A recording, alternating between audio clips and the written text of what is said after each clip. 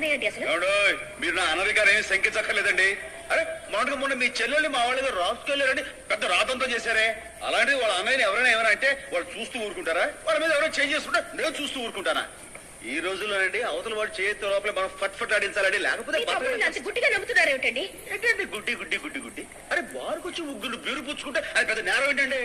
ఎవడో క్యారెక్టర్ విషయంలో మాత్రం మా తమ్ముడు జంప్స్ అండి. ఆ విషయం ఎవరు మీ తమ్ముళ్ళని అసలు ఇంపాసిబుల్ అండి. ఇక ఈ విషయం మనం మర్చిపోదామా?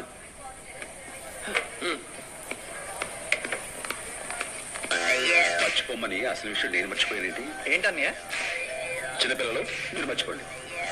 మేడం మీరు ఇందాక ఫోన్ చేసి హోటల్ రమ్మన్నప్పుడు నేను ఏదోలా అనుకుని అదోలా మాట్లాడితే మీరు ఇంకోలా తీసుకున్నారా? నేను ఇంకోలాను తీసుకోలేదు, పెప్సీ కోలాను తీసుకోలేదు. ఓకే, మీరు సీరియస్ అవుతున్నారంటే ఖచ్చితంగా ఇంకోలాగే తీసుకున్నారు.